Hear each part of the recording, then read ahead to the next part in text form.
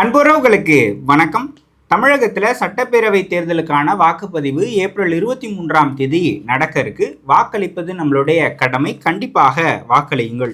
இந்த காணொலியில் தேனி மாவட்டத்தில் வரக்கூடிய 198வது தொகுதியான ஆண்டிப்பட்டி சட்டமன்ற தொகுதிக்கு தான் பார்க்க போகிறோம். அங்கே யார் யார் வேட்பாளராக நிற்கிறாங்க, அங்கே எவ்வளோ வாக்காளர்கள் இருக்கிறாங்க, அங்கு யாருக்கான களமாக இருக்குது அப்படின்றதான் பேச போகிறோம். ஆண்டிப்பட்டி சட்டமன்ற தொகுதி வந்து தேனி மாவட்டத்தில் வரும். தேனி நாடாளுமன்ற தொகுதிக்கு உட்பட்டு வரும். யார் யார் வேட்பாளராக நிற்கிறாங்க அப்படின்னு பார்த்தீங்கன்னா, திமுகவின் சார்பில் தற்போதைய சட்டமன்ற உறுப்பினராக இருக்கக்கூடிய மகாராஜன் அவர்கள் போட்டியிடுகிறார். அதிமுகவின் சார்பில் கடந்த முறை போட்டியிட்ட 2019 இடைத்தேர்தலில் போட்டியிட்ட லோகிராஜன் அவர்கள் போட்டியிடுகிறார். இந்த மகாராஜனும் லோகிராஜனும் அண்ணன் தம்பிகள். கடந்த 2019 இடைத்தேர்தல், 2021 தேர்தல், இப்போ 2026 தேர்தலையும் இவங்க தான் வேட்பாளராக திமுக அதிமுகவின் சார்பில் போட்டியிடுறாங்க. நாம் தமிழர் கட்சியின் சார்பில் அருணாதேவி அவர்களும், தமிழக வெற்றி கழகத்தின் சார்பில் லெஃப்ட் பாண்டி அவர்களும் போட்டியிடுகிறார்கள். எவ்வளோ வாக்காளர்கள் இருக்கிறாங்க அப்படின்னு பார்த்தீங்கன்னா, ஆண்கள் 1,24,590, பெண்கள் 1,29,925, மூன்றாம் பாலினத்தவர் வந்து 30 பேர். ஒட்டுமொத்தமாக 2,54,545. சமூக வகைப்பாடு அப்படின்னு பார்த்தீங்கன்னா, முக்குலத்தோர் 30%, தேவேந்திர குல வேளாளர்கள் 22%, நாயுடு சமூகம் 20%, வெள்ளாள கவுண்டர்கள் 6%, முஸ்லிம்கள் 6%. இது தவிர இரத சமூக மக்களும் இருக்கிறாங்க. இதுவரை ஆண்டிப்பட்டியில் தேர்தல் முடிவுகள் எப்படி இருந்திருக்கு அப்படின்னு பார்த்தீங்கன்னா, காங்கிரஸ் 1 முறையும், சுதந்திரா கட்சி 2 முறையும், அதிமுக இங்கே 9 முறை ஜெயிச்சிருக்கிறாங்க. அதே போல் திமுக இங்கே 4 முறை ஜெயிச்சிருக்கிறாங்க. இதில் அதிமுகவின் சார்பில் எம்ஜிஆர் அவர்கள் இங்கு போட்டியிட்டு வெற்றி பெற்று முதலமைச்சராக இருக்கிறார். அப்போ 2001 தங்கத்தமிழ்ச்செல்வன் போட்டியிட்டு வெற்றி பெற்றிருந்தார். அவர் ராஜினாமா செய்துவிட்டு ஜெயலலிதா அவர்கள் ஆண்டிப்பட்டியில் போட்டியிட்டு தான் வெற்றி பெற்றிருந்தார். ஸோ எம்ஜிஆர், ஜெயலலிதா அவர்கள், தங்க தமிழ்ச்செல்வன் அவர்கள் அதிமுகவில் இருந்தப்ப இங்கு போட்டியிட்டு வெற்றி பெற்றிருக்கிறார்கள். 9 முறை அதிமுக ஜெயிச்சிருக்கு. கடந்த 2021 தேர்தலை பார்த்தோம் அப்படின்னா, திமுக வந்து 93,541 வாக்குகளையும், அதிமுக வந்து 85,003 வாக்குகளையும், அமமுக 11,898 வாக்குகளையும், நாம் தமிழர் கட்சி 11,216 வாக்குகளையும் பெற்றிருக்கு. வேட்பாளர்கள் குறித்து பார்க்கலாம். 2016 தங்கத்தமிழ்ச்செல்வன் தான் ஆண்டிப்பட்டியினுடைய சட்டமன்ற உறுப்பினராக இருந்தார். அவர் டிடிவி தினகரனுக்கு ஆதரவாக செல்லவே அவர் வந்து தகுதி நீக்கம் செய்யப்பட்டார். அப்படிதான் 2019 இடைத்தேர்தல் வந்துச்சு.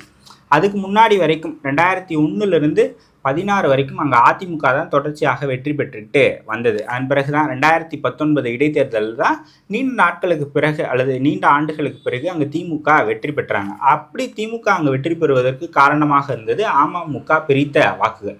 அப்போ அமமுக 26,000 வாக்குகளை பிரித்தாங்க. அதன் பிறகு சேம் 2021 இருந்தாலும் சரி, சேம் இதே வேட்பாளர்கள் தான் போட்டிட்டாங்க. அப்போ அமமுக நாம் தமிழர் பிரித்த வாக்குகள் தான் திமுக வெற்றி பெறுவதற்கு காரணமாக இருந்தது. 2019-21 மகாராஜன் அவர்கள் போட்டியிட்டு வெற்றி பெற்றுட்டார். இப்போ மீண்டும் அவருக்கே வாய்ப்பு கொடுக்கப்பட்டிருக்கு. ஸோ ஏற்கனவே சட்டமன்ற உறுப்பினராக இருந்தவர், அந்த களத்தை அறிஞ்சவர்.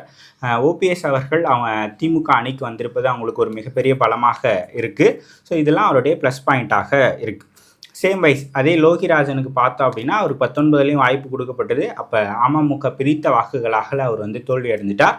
அதே தான் 2021 அமமுக பிரித்த வாக்குகளால் தோல்வி அடைஞ்சிட்டார். இப்போ ஆனால் அமமுக அதிமுக ஒரே கூட்டணியில் இருப்பது அவங்களுக்கு ஒரு பலமாக பார்க்கப்படுது. ஸோ அந்த கூட்டணி கட்சியினர் ஜெல்லாகி ஒர்க் ஆகிட்டாங்க அப்படின்னா அமமுகவுக்கு ஒரு செல்வாக்கு இருக்குது, டிடிவி தினகரனுக்கு அங்கே ஒரு செல்வாக்கு இருக்குது. ஸோ அதெல்லாம் கை கொடுத்தா இந்த முறை நம்ம கண்டிப்பாக வெற்றி அடையலாம் அப்படின்றது அவர் பார்க்குறார். 2 முறை எங்கள் அண்ணனுக்கு வாய்ப்பு கொடுத்துட்டீங்க, இந்த முறை எனக்கு வாய்ப்பு கொடுங்க அப்படின்ட்டு அவர் பிரச்சாரம் பண்ணிகிட்டு இருக்கிறார்.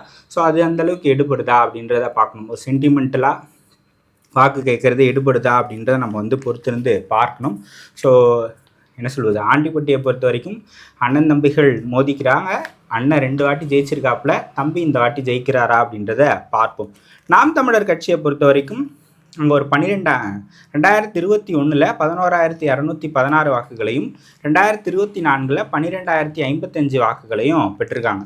தமிழக வெற்றி கழகத்தின் சார்பில் லெஃப்ட் பாண்டி அவர்கள் போட்டியிடுகிறார். தேனி தெற்கு மாவட்ட செயலாளராக இருக்கிறார். அண்மையில் அவர் மேலே ஒரு வழக்கு கூட வந்தது. அண்மையில் சாட்டை துரைமுருகனுக்கு இவர் பேசின ஒரு வீடியோ அது வைரல் ஆகி, அதன் பிறகு சாட்டை துரைமுருகன் அங்கே போயிட்டு இவருக்கு அகெயின்ஸ்டாக பேசினதெல்லாம் நீங்கள் பார்த்துருப்பீங்க. ஸோ ஒரு இன்ட்ரெஸ்டிங்கான தொகுதி தேனி ஆண்டிப்பட்டி. ஜெயலலிதா அவர்கள் வெற்றி பெற்றிருக்கிறாங்க, எம்ஜிஆர் அவர்கள் வெற்றி பெற்றிருக்கிறாங்க. நீண்ட நாட்களுக்கு பிறகு ஆண்டிப்பட்டி தொகுதியை திமுக கைப்பற்றினாங்க. இப்போ திமுக வசம் தான் இருக்குது. திமுக தக்க வைக்குமா அல்லது அதிமுக மீண்டும் அங்கே தன்னுடைய எழுச்சியை பெறுமா அப்படின்னு கேட்டிங்க அப்படின்னா, ஒரு கடும் போட்டியில் இருக்கக்கூடிய ஒரு தொகுதியாகத்தான் ஆண்டிப்பட்டி தொகுதி இருக்குது. வெற்றி வாய்ப்பு எப்படி வேணாலும் போடலாம். ஓபிஎஸ் இங்கே வந்திருப்பது அவங்களுடைய திமுகவினுடைய பலம். தினகரன் அதிமுக அணியில் வந்திருப்பது அதிமுகவினுடைய பலம். பொதுவாகவே அங்கே அதிமுக வலுவாக இருக்கக்கூடிய தொகுதி தான் ஆண்டிப்பட்டி. திமுக சைடு பார்த்தீங்கன்னா தங்கத்தமிழ் செல்வன் வந்துட்டாப்புல. இப்போ ஓபிஎஸ் அவர்கள் வந்ததால் திமுகவும் அங்கே பலமாக இருப்பது போன்ற தோற்றம் தான் இருக்குது. ஸோ ஆண்டிப்பட்டி தொகுதியை பொறுத்த வரைக்கும் அண்ணனா தம்பியா அப்படின்றதுல ஒரு கடுமையான போட்டி இருக்குது. தாவேக்காவும் அதுக்கப்புறமாக நாம் தமிழர் கட்சியும் பிரிக்கும் வாக்குகளால் யார் வேண்டுமானாலும் அங்கே வெற்றி பெறக்கூடிய சூழல் தான் இருக்குது. ஸோ தேனி ஆண்டிப்பட்டி தொகுதி ஒரு கடுமையான போட்டி நிலவக்கூடிய தொகுதியாக இருக்குது. ஏப்ரல் 23 தேர்தல் நடக்க போது கண்டிப்பாக வாக்களியுங்கள். வாக்களிப்பது நம்மளுடைய கடமையும் உரிமையும்.